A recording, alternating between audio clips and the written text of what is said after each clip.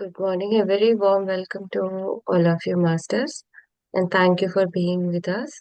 We are heading in Bhagavad Gita, chapter 6, Dhyana Yoga, and today we are reciting from verse 8 to verse 13. And in this recital, uh, Sri Krishna Bhagavan have said how we have to actually sit for dhyana, what our posture has to be, and do we have to choose knowledge or wisdom? We all have this संदिग्ध, we all have this doubt. हम सभी को एक doubt होता है कि हमको ध्यान चूज करना है या स्पिरिचुअल नॉलेज या ज्ञान चूज करना है. सो ये भगवत गीता में श्री कृष्ण भगवान इस डाउट का सॉल्यूशन भी दिया है. So we are heading of a journey of all these aspects in today's session. I'm so glad of and thankful for all of you joining in this morning and being with us. आपका energies हमको share करने के लिए बहुत बहुत धन्यवाद. जो as usual मैं एक स्टोरी से ही शुरू करती हूँ. तो आज का स्टोरी अक्कलकोट महाराज श्री समर्थ अक्कलकोट महाराज की थी. सो एक बार ऐसा हुआ कि वन ऑफ हिज भक्त उनका एक भक्तदास था. पुरकित उसका नाम था. तो वो उसका आदत ये था कि वो भगवान से बहुत ज्यादा इंक्लाइंड था. तो हर रोज खाने के बैठने के पहले वो जहां भी था उसी वहां के मंदिर जाके दर्शन करके फिर आके खाने खाता था. तो उसका एक आदत था. तो ऐसा ये जाते जाते अक्कलकोट महाप्रभु का उनका आशीर्वाद हुआ इसको. और एक बार एक टेम्पल में उनका दर्शन हुआ. फिर 3-4 टाइम्स ऐसे ही उनका दर्शन हुआ टेम्पल में. तो अक्कलकोट महाराज के प्रभु के पांव पड़ के ये बोलते हैं कि आपका दर्शन मेरे सौभाग्य में है. मैं बहुत बहुत पुण्य का काम किया हूँ. आप एक बार मेरे घर को पधारिए करके. तो अक्कलकोट महाराज इसका विनम्रता देख के घर को पधारते हैं. तो तब जब आते हैं तो ही वॉज वो महात्मा बिना बोले ही आते हैं. जब उनको चाहिए वही तभी वो आते हैं हमको एक्सपीरियंस देने के लिए. तभी एक दिन जब उसने बुलाया तभी नहीं आया. जब अक्कलकोट महाराज को आना था तभी आए थे. तो तब ऐसा हुआ कि उसके घर में चावल नहीं था. और ये अपना उसका पत्नी उसको बोले कि चावल नहीं है घर पे करके. तो अक्कलकोट महाराज ये कन्वर्सेशन सुन के बोलता है जो भी है वही दे दो वही परोसो करके.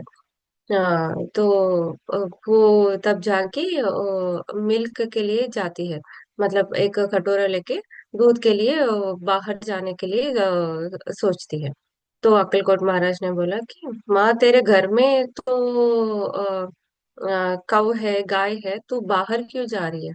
हाँ. तो वो पाव पड़ के बोलती है जो मेरे घर का गाय है वो दूध ही नहीं दे रही है महाराज. हम बाहर ही जाके वो दूध खरीद के लाते हैं. मतलब जाओ जाके दे दो अभी तो दूध दे रही है वो करके. तो शी वॉज वेरी आस्टोनिश. पर पुरकित ने बोला महाराज ने कहा जा जाके देख देख करके. तो वो वाइफ जाके देखती है तो भर भर के वो दूध निकल रहा था जमीन पे. तो वही कटोरी लेके कटोरी भर भर के उसका गाय का दूध आए. अक्कलकोट महाराज वही पी के अब जा तेरे समृद्धि होगी करके चले गए थे वहां पे. तो एक बार ऐसा हुआ कि why this story is related to our today session.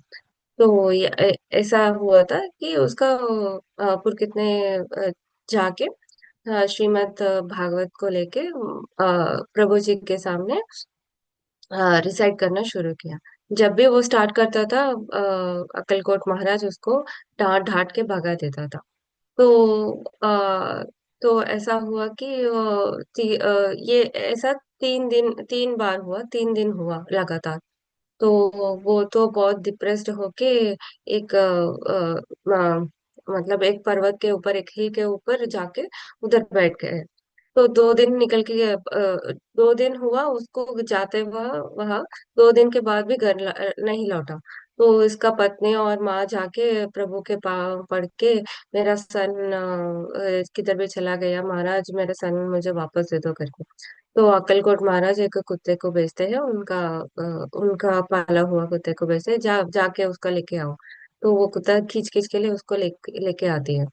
तो पुरकित आके पाँव पड़ के, महाराज मैं मैं जब भी ऐसा करता हूँ, आप मतलब मैं जब भी भगवत पुराण पढ़ने के लिए कोशिश कर रहा हूँ, आप मुझे डांट डांट के बका रहे हो, मैंने क्या गलत किया? तो महाराज ने बोला अभी के लिए कुछ सोचो मत, जा जाके तो तूने अभी मुझे पूछा ना क्या गलत किया, तुमको पता चलेगा, जा जाके कर। तो तो तीसरा दिन उसको ये स्वप्न में आता है कि वो पहले, वो उसका पिछले जन्म में एक बुच्चर था। तो सारे गाय को, बेचारे एनिमल्स को, उसका उसका काम ही ये था। तो उसके हाथ से ना वो एनिमल्स का वध हो गया था। तो उसी ये सारे स्वप्न आया। तो आ, उसके बाद में स्वप्न में एक आया कि एक पंडित आता है, वो शिवरिंग करके रेन में आता है। तो इसमें जो ये शॉल पहना था, वो वो वो निकाल के उसको दे देता है। तो इस पुण्य के कार्य से ही वो ब्राह्मण पैदा हुआ था इस जन्म में। तो पुलकित जाके अगले दिन वहाँ अक्कलकोट महाराज के सामने साष्टांग दंडवत प्रणाम करके बोलता है, मैं अभी मेरे मेरे पाप मुझे समझ में आया, अब बोलो कि अब मैं क्या करूं। तो इतने दिन तुम भगवत गीता तुम्हारे लिए नहीं पढ़ना चाहते हो, तुम मेरे सामने ऐसे पढ़ना चाहते हो कि इन सारे भक्तों को भगवत गीता का दर्शन हो जाओ। तो पहले तुम जाके तुम्हारा भगवत गीता का दर्शन करो, तो पिनियंस करो, तुम पाप का प्रायश्चित करो, तो मेडिटेट करके तुम्हारा अपना पाप का प्रायश्चित करके फिर वापस लौटाना करके बोलते हैं। तो ये लेसन हम सभी के लिए पहले मेरे लिए है। हाँ। तो यही मैं स्टोरी समाप्त स्टॉप करके हमारा श्लोक पढ़ती हूँ। तो अभी हम ध्यान योग में है, चैप्टर 6 भगवत गीता। एक minute friends, we are on shloka 8। ज्ञान विज्ञान तृप्तात्मा कूटस्थो विजतेन्द्रियः युक्त इत्युच्यते योगी समलोकाष्टास्मकाञ्चनः। और इस श्लोक का अर्थ ये है कि the yogi who are satisfied by knowledge and discrimination and have conquered their senses remain undisturbed in all circumstances. They see everything, dirt, stone, and gold as the same. मतलब यहाँ प्रभु जी श्री कृष्ण भगवान बोल रहे हैं कि जो ज्ञान से भरा है, वो किसी में भी अंतर नहीं दिखाएगा, ना ऑब्जेक्ट में, ना मनुष्य में। जो जो वो अंतर दिखाएगा वो ज्ञानी नहीं है। जैसे ऑब्जेक्ट में उसका उसका सैंड और पत्थर, कंकर और गोल्ड, ये सभी उसके लिए एक ही समान है। किसी पे भी उसका अट्रैक्शन नहीं है, सभी को एक ही तरह देखता है वो। We are going on to shloka 9।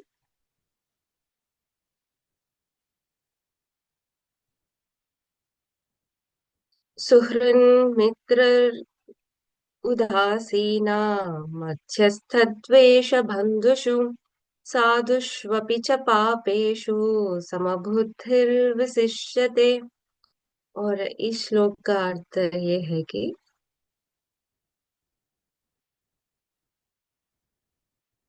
the yogis Look upon all well-wishers, friends, boys, and the sinners with an impartial intellect. The yogi of who is of equal intellect towards his friends, companions, and neutral among the enemies and relatives, and unbiased between the righteous and sinful. He is considered to be distinguished among the humans. जैसे हमारी ब्रह्मर्षि पिता महापत्री जी है, जैसे सभी साधु संत है, जब जैसे सिद्धात्मा है, वो ना कोई पाप पुण्य या अच्छे झूठे या धनवान या विद्वान, ये सभी अंतर वो नहीं देखते हैं। जो उनको दिखता है तो मनुष्य के अंदर और पशु पक्षी आदि के अंदर उनका हृदय, उनका सोल दिखता है। तो वो सभी आत्म स्वरूप का नाथ है। तो वो सभी को आत्म के स्वरूप स्थान देखते हैं। उनका कोई जो नॉलेज वो बांटते हैं, जो ज्ञान वो बांटते हैं, वो किसी को ज्यादा किसी को कम नहीं देते हैं। सभी को एक ही मार्ग दिखाता है, सभी को एक ही बात बोलते हैं, चाहो तुम सुधारो। तो हमारे पत्री जी भी ऐसे ही है। तो उन्होंने एक ही मार्ग दिखाया, मेडिटेशन, वही सुप्रीम मार्ग है हम सभी लोगों के लिए। और वो सभी लोगों को एक ही तरह ट्रीट करते हैं, और सभी लोगों को एक ही बताते हैं कि जाओ मेडिटेशन करो, एक ही बात बस। हाँ, वी आर हेडिंग टू श्लोक 10। योगी युञ्जीत सततम् आत्मानं रहसि स्थितः एकाकी चित्तात्मा निराशीर परिग्रह। तो इस श्लोक का अर्थ ये है कि those who seek the state of yoga should reside in circulation, constantly engaged in meditation, with a controlled mind, body, and getting rid of desires and positions of enjoyment. तो ये श्री कृष्ण भगवान बोल रहे, जो योग करते हैं या योग करने के लिए संदिग्ध हो जाए, स्टार्ट हो जाए, उसका मेडिटेशन ध्यान केवल अपने मन, बुद्धि और चित्त और आत्मा में होना चाहिए, और किसी भी वर्ल्डली डिजायर से और किसी भी पोजीशन से, मतलब वस्तु या किसी सिचुएशन, किसी अट्रैक्शन में उनको नहीं पड़ना है। सिर्फ उनका केंद्र बिंदु जो है वो ध्यान में ही लीन होना है। सॉरी गाइस, अभी वी आर हेडिंग टू श्लोक 11।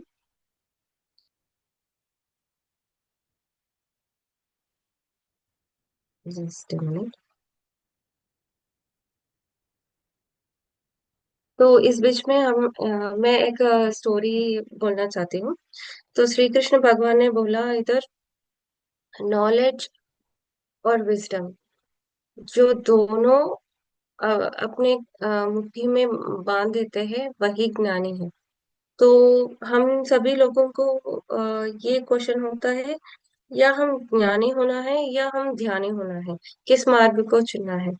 तो श्री कृष्ण भगवान बोलते हैं कि एक हाथ में ज्ञान होना है, दूसरे हाथ में ध्यान होना है। तो वो स्वाध्याय, हम सभी को स्वाध्याय की स्वाध्याय करना है, क्योंकि स्वाध्याय से ही हमको परख मिलता है कि हम सही मार्ग में जा रहे हैं या हम कहीं भटक जा रहे हैं। तो श्री कृष्ण भगवान ये बोलते हैं कि आपका नॉलेज और आपका ध्यान दोनों इंक्लाइंड जाना है। नॉलेज किधर से आती है? आपके साधु संत से, आपके परमात्मा से, आपके मास्टर से। एक मास्टर, एक बोलते हैं, हम हमारे पुण्य ये है कि हमारे धरती माँ इतने सारे सिद्धात्मा को पैदा करती है हमारे सुधार करने के लिए। तो इतने सारे सिद्धात्मा से एक एक बात ही पकड़ ले, तो हमको एक एक मतलब हमारे हाथ में कितने सारे पेरल्स हो जाएंगे। तो एक स्टोरी है। तो बंगाल के बहुत सोशल रिफॉर्मर है। He is very popular in Bengal and he is very social reformer. उसका उनका नाम था श्री पंडित श्री पंडित ईश्वर चंद्र विद्यासागर। तो उनके पैदे के पहले उनको माँ को बोल दिया जाता है कि एक एस्ट्रोलॉजर आके ज्योतिषी आके उनको बोलते हैं कि माँ तेरे गर्भ में जो पैदा हो रहे हैं वो ह्यूमैनिटी के लिए काम करने वाला है।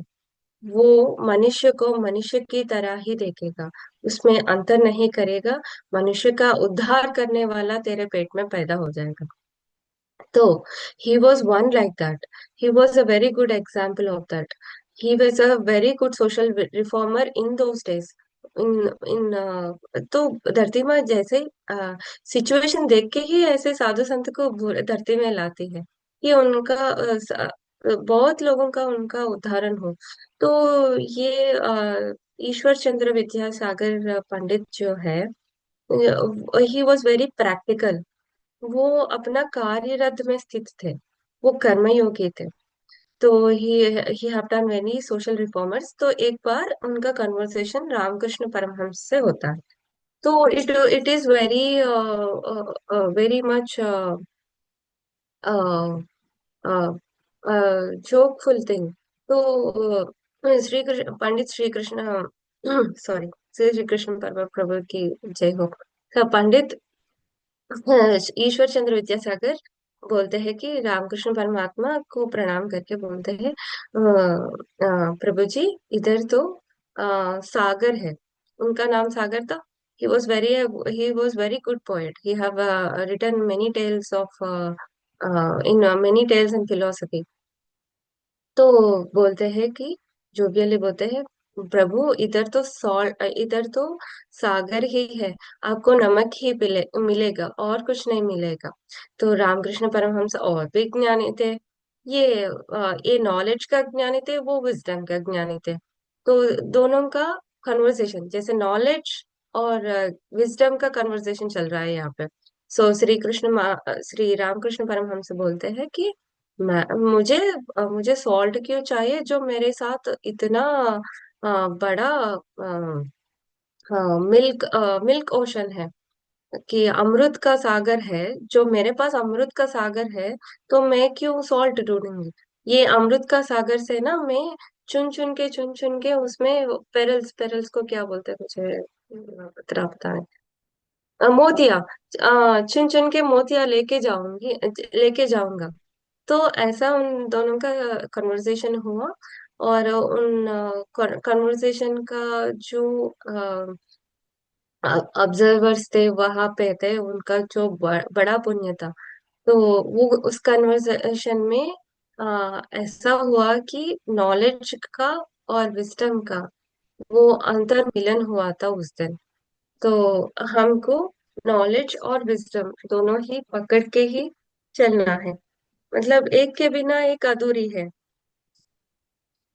तो we are heading to verse 11। शुचौ ते से प्रतिष्ठाप्य स्थिरमासन मात्मना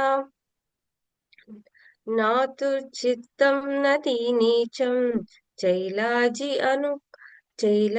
न कुशोत्तरम। तो इस श्लोक का अर्थ ये है कि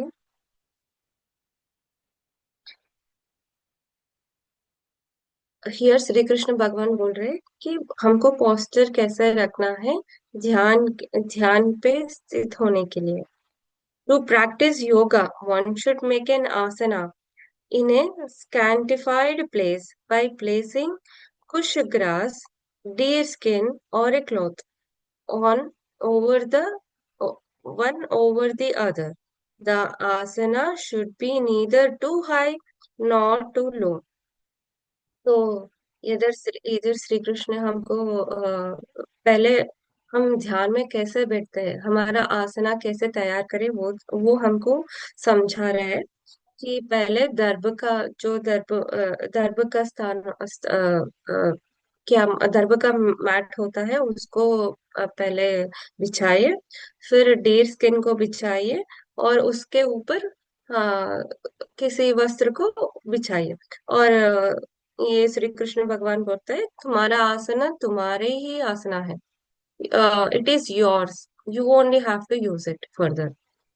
और ये डीर स्किन का उन दिनों में बहुत ही महत्व था, क्योंकि उन दिनों में स्नेक्स और ये स्कॉर्पियंस, ये सारे सभी दे वर फ्रीली मूविंग। नाउ तो अभी तो कुछ भी नहीं दिखता, जू में ही दिखता है हम लोगों को। इसलिए डीर स्किन करके श्री कृष्ण भगवान ने बोला था।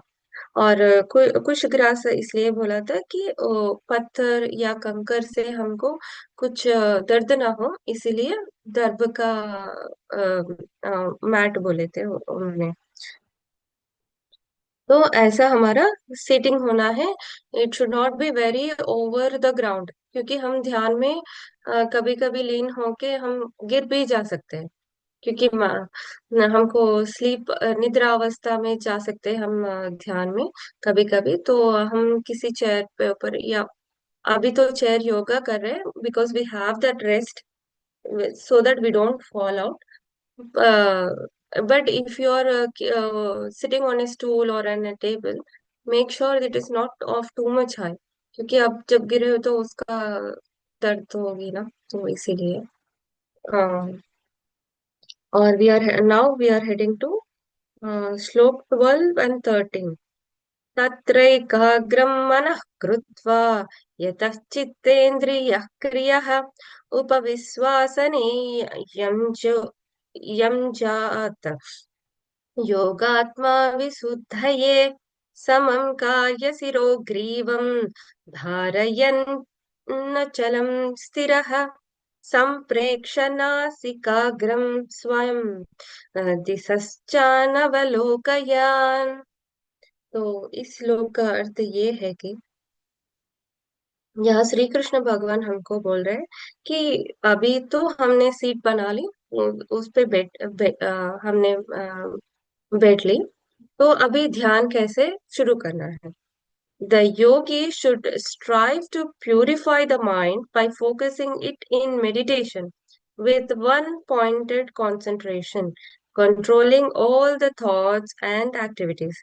He must hold the body, neck, and head firmly in a straight line and gaze at the tip of the nose without allowing the eyes to wander.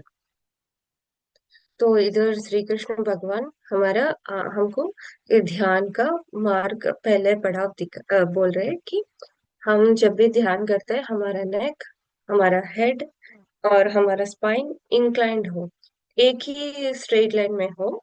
और ये बोल रहे हैं कि हमारा जो कंसंट्रेशन होता है या हमारे ब्लूप्रिंट में होना है, on the third I, just 2 inches, 2 inches from your brow, 2 inches from your brow. The third eye is this region, and or even you can concentrate on your tip of your nose. Even either you can concentrate on your third eye, or either you can concentrate on your tip of your nose. और ये हम खुले आंखों से ऊपर देख के हमारे थर्ड आई को देख के ऐसे भी कर सकते हैं, और या हमारे बंद आंखों से हमारे या इस स्थान पे ध्यान कर सकते हैं, या इस स्थान पे ध्यान कर सकते हैं। इसका ऐसा होता है जब भी हम कंसंट्रेट करते हैं, हमारा थॉट्स है कि जब भी हम ब्रीथ पे ध्यान करते हैं, और हमारे ब्रीथ और हमारे ये स्थान को पे हमारे अम, आलोचना केंद्रित होती है, हमारा थॉट्स केंद्रित होते हैं, फिर फिर कोई थॉट्स हमारे मन में आते ही नहीं है। तो पत्री जी भी वही बोलते हैं, be in line, be inclined, observe your breath. When you observe, breathe in and breathe out, you don't have any wandering thoughts. So we will have an unwavering mind. तो वही श्री कृष्ण भगवान भी बोलते हैं। इधर ये साउथ में एक सिद्ध योगी योगी है, doctor अंतर्मुखानंदनाथा। He's a MBBS. He was a practitioner, and yet he flowed in the marga of dhyana from his guru.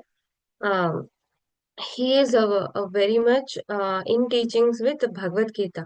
ये इन भगवत गीता में जो भी ध्यान के बारे में कहा गया है वो उनको लेके वो प्रैक्टिकली बोलते हैं कि श्री कृष्ण भगवान ने कैसे बोले थे। तो वो भी बोलते हैं कि तुम्हारा ध्यान इधर केंद्रित हो और जब तुम्हारी आंखें इधर ऐसे इस तरह तुम्हारे यहाँ पे कंसंट्रेट हो या अपने आंख को क्लोज के यहाँ पे कंसंट्रेट करो। और वो बोलते हैं कि हमारा नेक जब भी ऐसे पड़ जाता है ध्यान में हमारा नेक लोअर हो जाता है। जब भी तुम्हारी नेक लोअर हो जाती हो लोअर हो जाता है तुम्हारा माया रीस्टार्ट्स अगेन। मतलब you get in a sleeping state, you fall in a sleeping state. वो बोलते हैं कि हमारी माया हमारी स्लीपिंग स्टेट है। जब हम गाते हैं वी डोंट स्लीप, बट जब हम ध्यान करते हैं why we go on to sleep. तो वही बोलते हैं when you incline your neck to the lower then you will get into a sleeper state. So make sure your neck is either straight or little bit upwards, and you concentrate on your third eye. And आप सिद्धासना में रहो, सुखासना में रहो या पद्मासना में रहो, जो भी आसना आपको कंफर्टेबल है उसमें रहकर make sure your neck doesn't incline to the downwards, थोड़ा स्ट्रेट और a little bit upwards, and your concentration should be on your third eye, on your breath, or on your tip of the nose. That means on your breath. इधर श्री कृष्ण भी बोलते हैं on your tip of the nose. Tip of the nose में क्या होता है? Breathe in and breathe out. तो वही पत्री जी भी बोलते हैं कि breathe in and breathe out. So let's all start our dhyan with these instructions given by Sri Krishna Paramatma and many our Siddha yogas or Patri ji.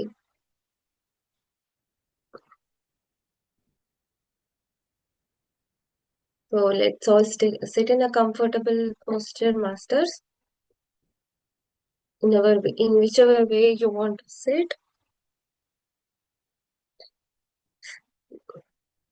and clasp your fingers into fingers, close your eyes, and concentrate on your breath, and if possible, on your third eye, on your eyebrow region, but mostly concentrate on your breath so that you don't get any thoughts, you don't incline towards any worldly thoughts. और जो कुछ भी बाहर की दुनिया है उसमें आप करंटली शट डाउन करो। आई मीन आपके थॉट्स को क्लोज ऑफ करो। And let's just start on the count of 1, 2 and 3। First breathe,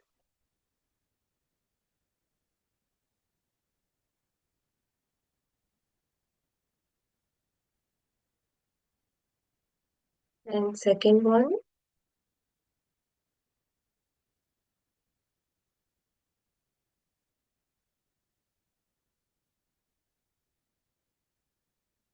third one,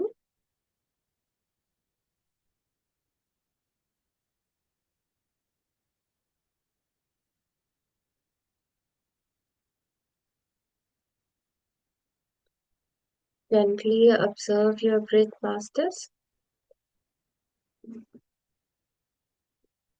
Observe your breath.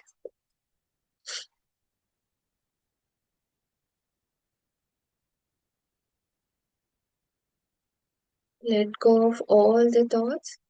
Just it's a time for you to concentrate on your breath and on your inner self. आपके अंदर की परमात्मा का की चेतना आप देखिए, वो आप में स्थित है।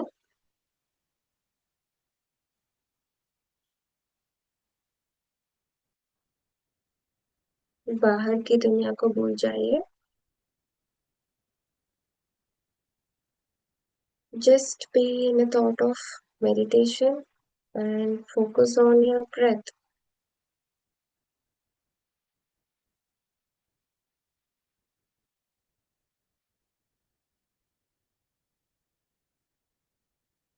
Just be in your normal breath, master. You don't have to take any shallow or deep breaths. Just follow your natural breath.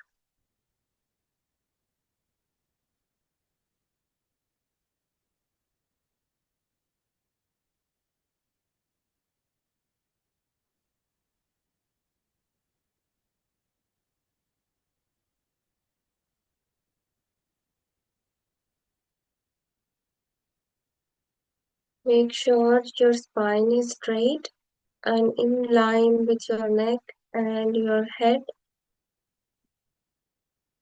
You can adjust your postures, masters.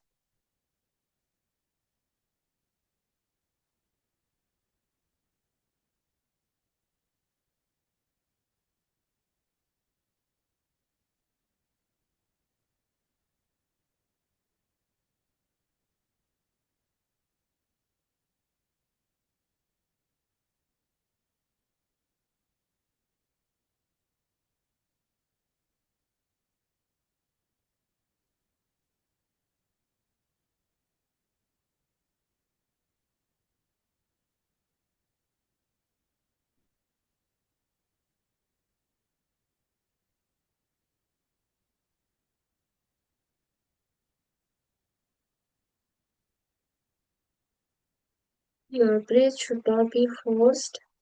Be in your natural breath, masters. Just by observing our breath, we get rid of our thoughts. And we will be the Buddha. We will be in the Buddha state.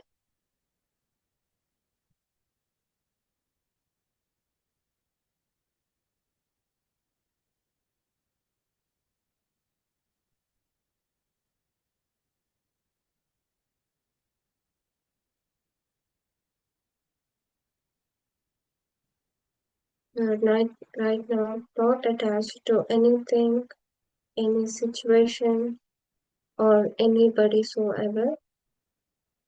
You are just in incline, in attachment with your Atma.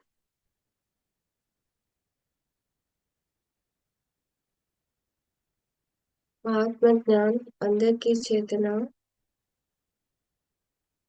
हमारे ध्यान से ही आती है और वही अत्युत्तम है।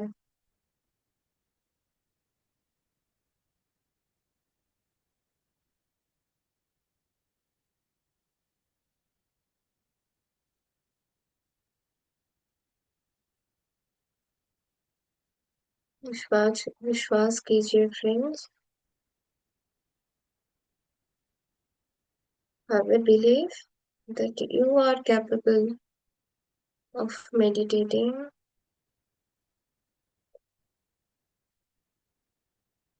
and you have a profound sense of your deep inner self.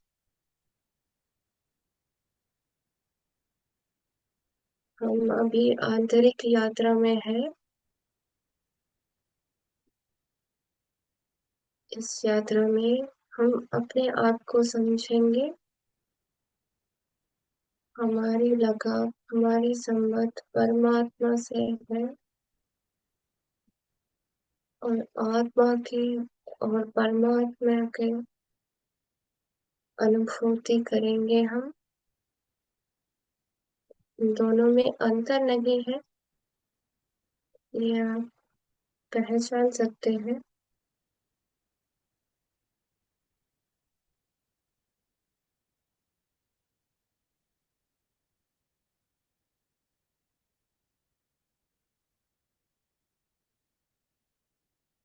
जो हम अचेतना अवस्था में निर्गुण अवस्था में करते हैं वही हमको चेतना अवस्था में करना है।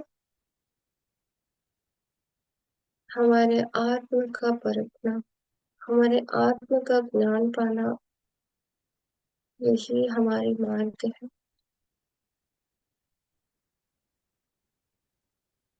Concentrate on your pro region masters. Concentrate on your third eye now. You might feel a little sensation in your third eye or in your crown chakra. That is completely normal.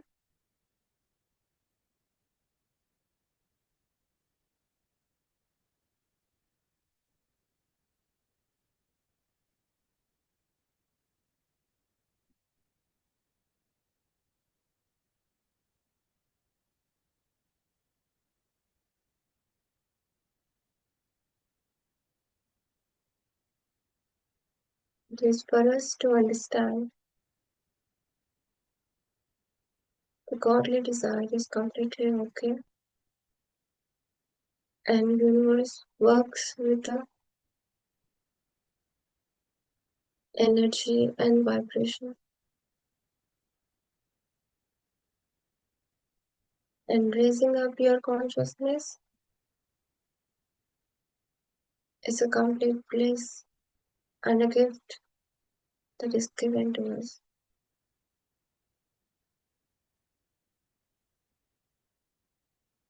We call upon our higher self masters, अपनी पूर्ण आत्मा, अपनी पूर्ण स्थिति को याद कीजिए,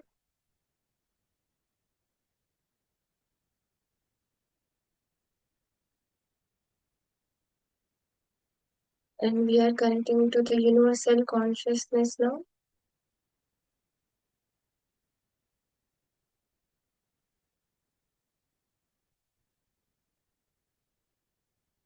ब्रह्मांड की जो परमात्मा का ज्ञान है, उससे अभी हम कनेक्ट कर रहे हैं, and masters are helping us. I pay gratitude to the masters all around us, showing us the right path, the right inclination for our development and enlightenment.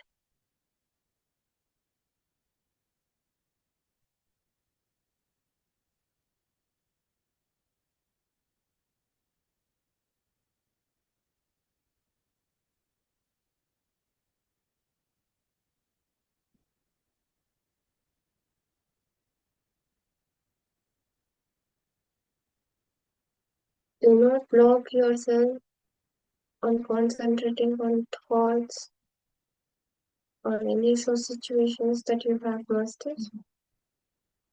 Please bring in yourself in alignment with your breath. अपनी चेतना को अपने श्वास में केंद्रित कीजिए masters,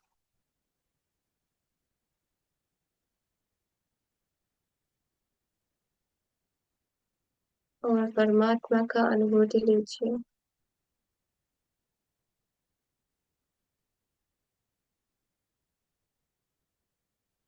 And the universal consciousness is flowing through us right now. और अपने चेतना अवस्था में उसका एक्सपीरियंस कीजिए मास्टर्स।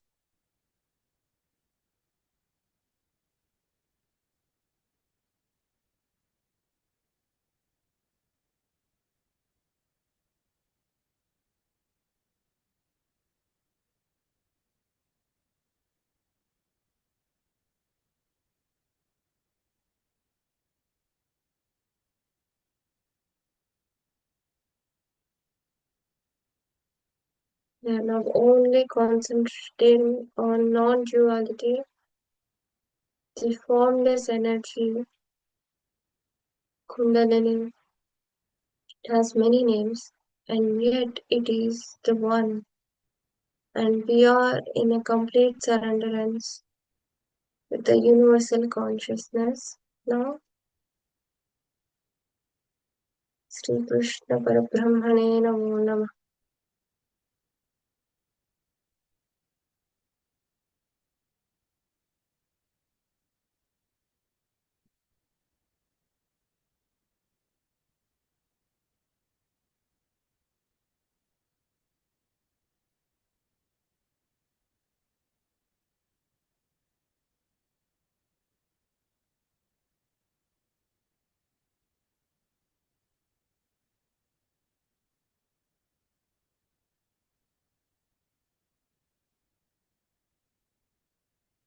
मास्टर्स, हमको कदम कदम पे चलना है, जोर डालने की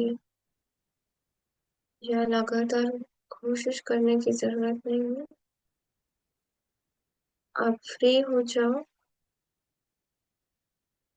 जस्ट अपनी श्वास पे केंद्रित कीजिए।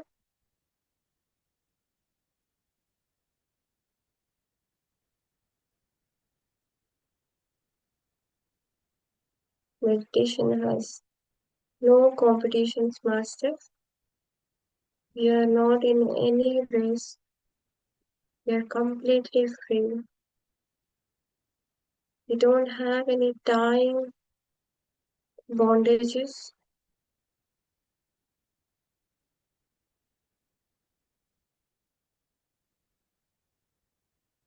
We have all the time, and the time we have, we use it fruitfully.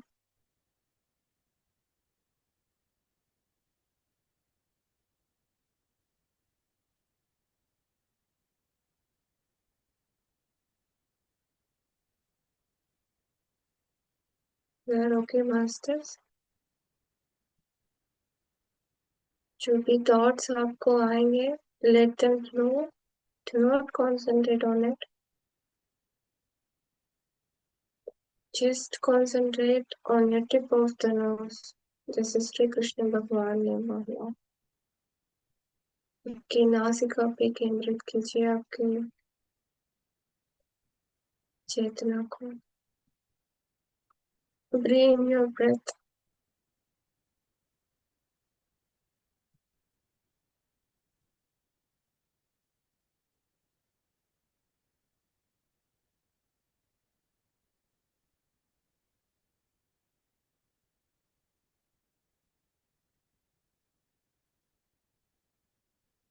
हम सूर्य भगवान को प्रणाम करते हैं।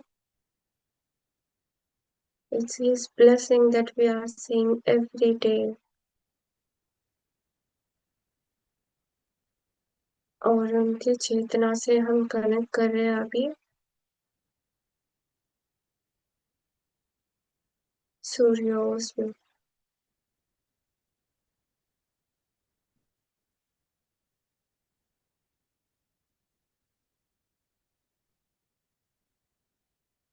You can visualize the sun, the bright flaming sun, or the orange or the pinkish sky, whichever form you would like. Imagine the sun and enjoy its rays and enjoy its wisdom. वो हमारी साक्षात भगवान है, स्वस्वरूप का भगवान का रूप है। सूर्य नारायण है वो।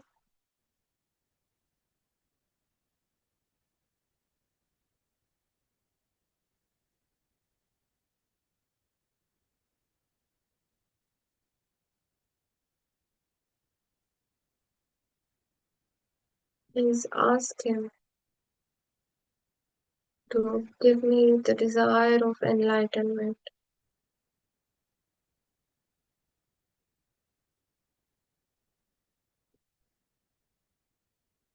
Please ask him the patience of being quiet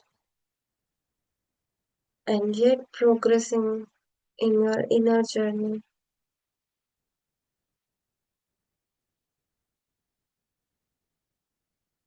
Please ask him to give us a disciplined life for our life progression.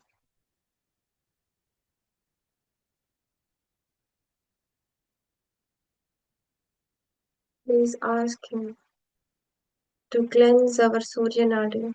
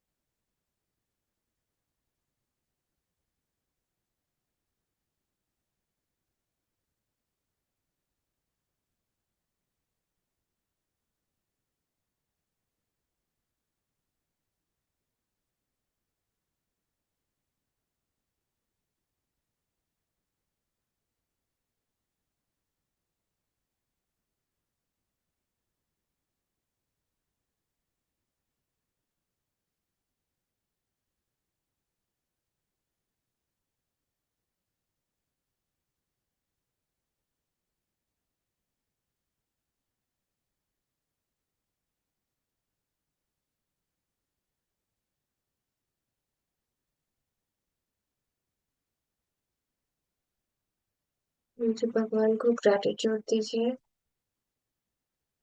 for giving us a pleasant day, a pleasant morning every day, for being there for us and for our enlightenment. उनके बिना विकास अधूरी है। उनके बिना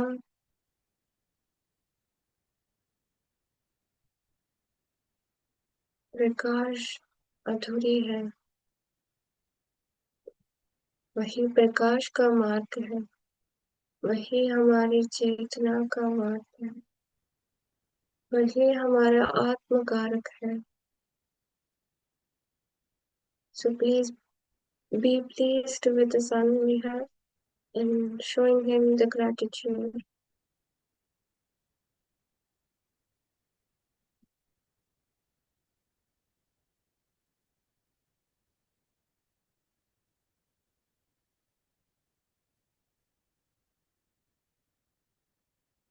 Thank you, masters. I thank all the masters connected with us for guiding us through this meditation, and be observant of your breath, masters.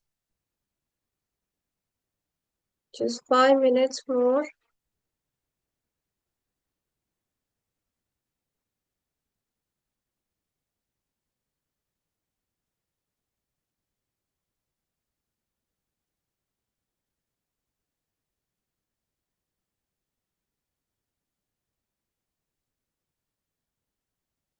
Hare Krishna.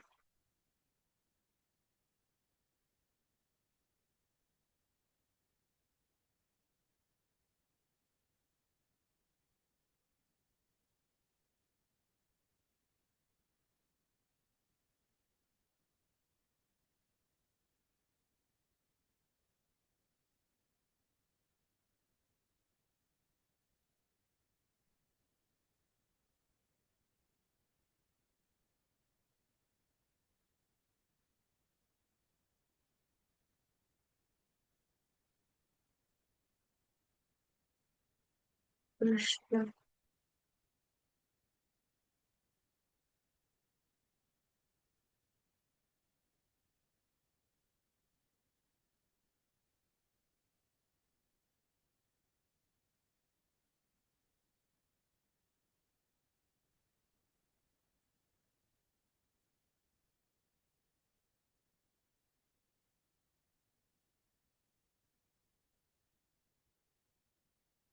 Hare Krishna.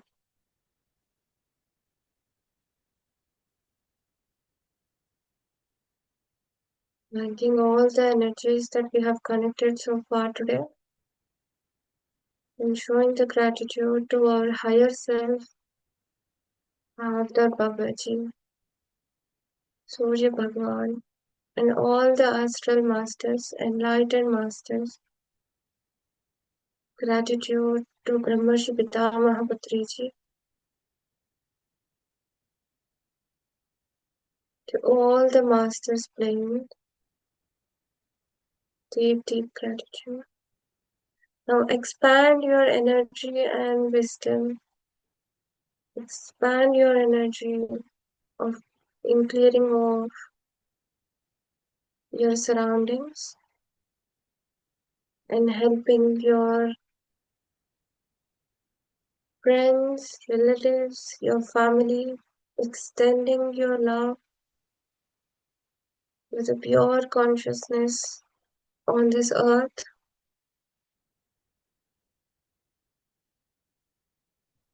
Shri Krishna प्रभु की जय हो, माता सुभद्रा की जय, बलराम की जय हो,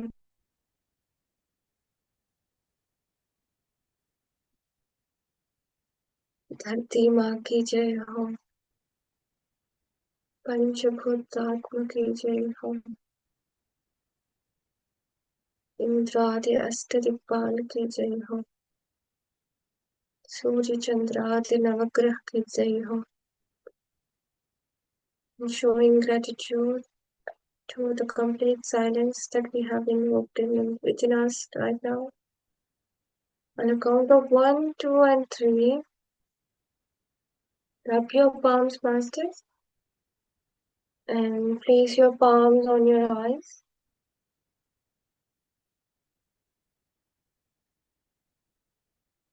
One, two,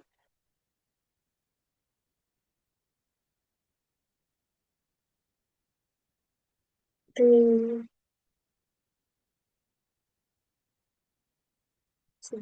Slowly, slowly, open your eyes and see your palms. And your surrenderance is much welcomed by masters today. Thank you, masters, for joining with us early in the morning and sharing your energies.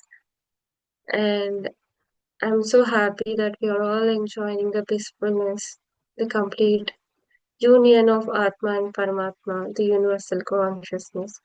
Hare Krishna, Krishna Krishna, Hare Hare. Hare Ram, Ram Ram, Hare Hare. Shri Radhe Radhe. Thank you, masters. Deep deep gratitude आपको भी। सुबह सुबह इतना अच्छा ध्यान करवाते हो, हमें भगवत गीता के द्वारा जिंदगी की कई सारी चीजें सिखाते हो, तो उसके लिए भी बहुत बहुत थैंक यू। आज का जो गुरुओं से कितनी चीजें हमको सीखने को मिलती है ना, अगर हम लोग सरेंडर में हो। गुरु हमें दिशा दिखाता है पर हम दिशाहीन बने रहते हैं, क्योंकि हमको पता लगता है कि विजडम मतलब दिमाग का इस्तेमाल करना बहुत जरूरी है। पर हर एक जगह दिमाग नहीं लड़ाना चाहिए। दिमाग को तो आपको दिया गया ताकि आप अच्छे और बुरे में बैलेंस कर सको। पर हम लोग क्या करते हैं, हम हर एक चीज को जज करना शुरू कर देते हैं, ध्यान के साथ में कनेक्ट ही नहीं होते हैं। तो आज के उसमें बहुत प्यार से श्री कृष्ण ने सिखाया कि विजडम भी है, ध्यान भी है। तो बैलेंस करके चलो, ये नहीं है कि तुम एक की तरफ ज्यादा हो जाओ, दूसरी की तरफ कम हो जाओ। मतलब हम लोगों ने घर के परिवार के सभी कार्य करने हैं, पर साथ के साथ में हम लोगों को ये भी बैलेंस करना है कि ध्यान कितना जरूरी है। क्योंकि वो कहते हैं ना कि आज विज्ञान भी जो है, इनको जो ध्यानी हैं जिन्होंने ग्रंथ लिखे हैं, उनको भी आज ज्ञान भी जो है, ये जो साइंस है, विज्ञान भी है, वो भी उनको कोटि कोटि आज धन्यवाद कर रहा है, उस चीज के लिए ग्रेटिट्यूड कर रहा है। और वही चीजें प्रूफ हो रही हैं। वो प्रूफ क्यों हो रही हैं? क्योंकि वो प्रूफ तो पहले से ही थी। पर हम लोग मानते हैं उस चीज को। और जिस जो नहीं मानता, किसी ने खाना बनाया, उस इंसान को पता है प्रोसीजर क्या है, कैसे खाना बनाया जाता है और किस भाप से बनाया जाता है, पहली बात तो ठीक है ना। और एक इंसान है, उसको बना बनाया मिल गया। जिसको बना बनाया मिल गया उसको कदर नहीं है। पर जो बना रहा है, खुद कर रहा है, उसको उस चीज में बड़ा एक आनंद भी आता है, क्योंकि आप सीख रहे हो और साथ के साथ में आप भक्तिमय होके उस चीज को अपने ग्रहण कर रहे हो। जैसे हम प्रसाद खाते हैं, तो हम कहते हैं कि जैसा वहां पर बनाया था, प्रसाद खाया था, किसी भी धार्मिक जगह पे जाओ तो आप कह देते हो ना कि वहां का जो प्रसाद का टेस्ट है वो अलग है, घर के खाने का क्यों नहीं है? क्योंकि जब हम घर में बनाते हैं तो क्या होता है, 10 चीजों में मेरा ध्यान होता है, मेरा दिमाग इतनी मल्टीपल चीजें कर रहा होता है। वो क्यों होता है कि इतनी सारी मेरे में विजडम है, मैं अपने टाइम को यूटिलाइज करूं। पर ध्यान सिखाता है ब्रेक ले लो, calm down, relax, be in this present moment, enjoy this moment. This moment won't come back. And once you lose this moment है ना, then you will कि देखते हैं ना हम लोग जो जब हमसे कोई गलती हो जाती है, उस टाइम हम रियलाइज नहीं करते, लेटर ऑन हम लोग जब उसको एनालाइज करते हैं, तब समझ में आता है कि अरे, अगर उस टाइम मैंने थोड़ा पॉज ले लिया होता, मैंने थोड़ा डीप एनालाइज कर लिया होता, तो आज शायद चीजें डिफरेंट होती। तो ये कितनी अच्छी इसमें सीख मिली है। और जो आप ये स्टोरी सुनाते हो तो बहुत ही अच्छी है। और जो आपने वो कहा कि पहली जो स्टोरी थी, उसमें ये भी सीखने को मिलता है कि जब द्रौपदी और ये भी वनवास में थे तो खाने के लिए कुछ नहीं था। तो श्री कृष्ण आते हैं और वो मांगते हैं द्रौपदी से। तो अब वो द्रौपदी जो है वो अब परेशान हो जाती है कि क्या करूं, अब वो एक अन्न का दाना होता है।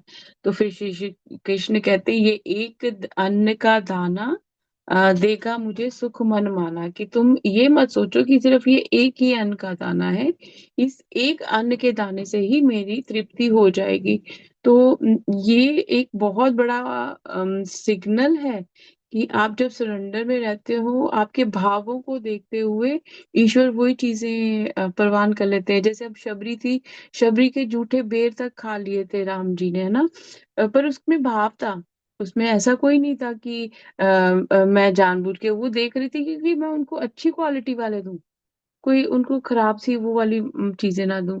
तो कितनी सारी चीजें हमको भगवत गीता से सीखने को मिलती है, हमारे आसपास की सराउंडिंग से सीखने को मिलती है। पर मैं सरेंडर में हूँ, एम आई रेडी कि मैं उस चीज के लिए जाऊं। तो उसके लिए ये भगवत गीता जो ज्ञान है श्री कृष्ण का, वो हमें बार बार वही गाइडेंस दे रहा है कि जो विजडम है तुम्हारे पास, जो नॉलेज है, वो तो तुम्हें एक प्रक्रिया बताई गई है कि किसी कार्य को किस प्रकार किया जाता है।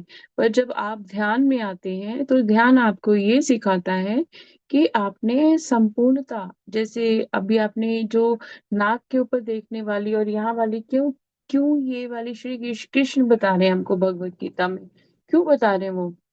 जब हम लोग नाक में यहाँ पे ध्यान करते हैं, हमारी तीनों नाड़ियां यहाँ पर एक्टिवेट हो जाती है, आपकी थर्ड आई एक्टिवेट हो जाती है। और वही जो दूसरा प्रोसीजर बताते हैं, उसमें आप गहरे ध्यान में चले जाते हो, आप इस शरीर से, इस आत्मा से परे के ध्यान में चले जाते हो।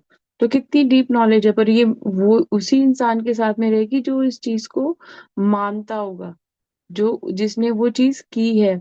कई बार होता है, अभी रिसेंटली मैं कहीं गई थी, तो वहां पे जो स्वामी जी आए, वो तो हमको कुछ और बता रहे हैं, हम लोग सब सुन रहे हैं उनको। और वहां पे कोई एक पर्सन थे जो नोट्स बना रहे थे जी।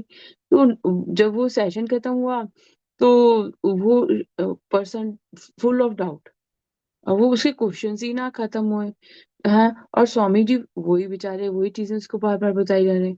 तो दो 2-3 मिनट तो मैंने उसको देखा, फिर मुझसे रहा नहीं गया, मैंने उसको बोला कि तुम मेरे सामने बैठे थे, तुम्हें मैंने खुद को देखा है कि तुम प्रेजेंट मोमेंट में नहीं थे, तुमने उनको नहीं सुना।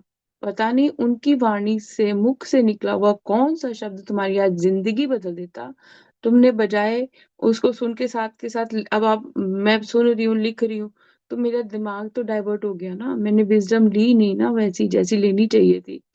और फिर जो जो मैंने सुना था, जब मैंने उसको वही वही चीजें रिपीट करी, कहती यही तो मेरे डाउट थे। तो मैंने कहा, मैंने कहा जहां पर भी आप कथा में जाओ, कहीं पर भी जाओ, आपके सभी सवालों के जवाब आपको उसी क्षण मिलते हैं, पर आपको समर्पित भाव से बैठना होता है। तो कितनी ये ईश्वर की कृपा है कि वो हमको कैसे कैसे सिखाता है। और आपका भी बहुत बहुत धन्यवाद, देखो सूरज जी भी आ गए नमस्कार करने के लिए आज। और आसन की भी आपने महत्वता बताई ना, तो मैं बहुत हार्डली कोई कुशन यूज करती हूँ। पर अब कुछ दिनों से मुझे बहुत ज्यादा ऐसे गाइडेंस आई थी कि कुशन रख के बैठना है, ऐसे नहीं बैठना। और आज सेशन शुरू होने से पहले मैंने, मतलब सामने ही मेरे पड़ा हुआ था मेरा कुशन, मैंने उसको हाथ नहीं लगाया, पर लॉग इन करने से पहले ही मुझे बार बार आ रहा था, आसन लगाकर बैठना है, आसन लगाकर बैठना है। और जब आपने बोला ना, तो मुझे, मैंने कहा ओ सॉरी आप मुझे बार बार समझा रहे हो, मैं ही उस चीज को समझ नहीं पा रही हूँ कि इसको क्यों। क्योंकि देखो हम कहीं पे भी बैठ जाते हैं ना, अब मैंने अभी मैं अध्याय कर रही हूँ, ठीक है। अभी मेरी जो चेतना है वो ईश्वरीय चेतना के साथ में जुड़ी हुई है। और अगर हम कहीं पे भी बैठते हैं तो वो ऊर्जा का निरंतर प्रवाह वैसा होता है। तो ये भी एक माइंडफुलनेस है, जैसे कितने प्यार से उन्होंने, कृष्ण जी ने स्वयं बताया है कि आपके बैठने का तरीका कैसे होना चाहिए। अब आज जो भी ध्यान करवाते हैं सभी इसी चीजों को फॉलो करते हैं, पर हम लोग सुनते ही नहीं है।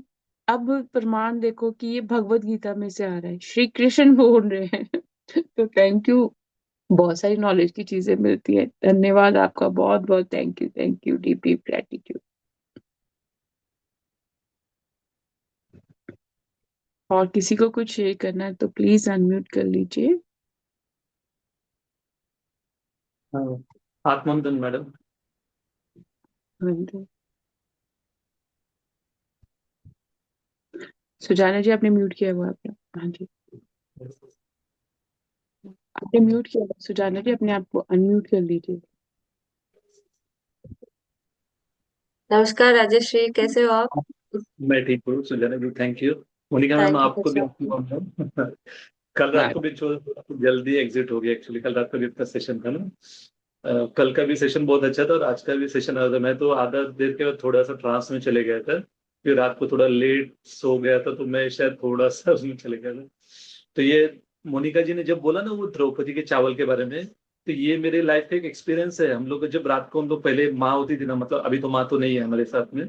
जब मम्मी रात को जब सोने जाती थी ना, तो वो हमेशा है ना हमको बोला करती थी कि टोप को है ना हमेशा खाली रख के नहीं रखना चाहिए, उसमें थोड़े दाने रख के, मतलब फुल धोखे के रखना चाहिए। साउथ इंडिया में ऐसा बोलते हैं कि धोखे नहीं रखना चाहिए, उसमें दो तीन दाने तो चावल रखे रखे फिर सवेरे धोना चाहिए। तो ये मुझे बार बार वही याद आता है एक्चुअली।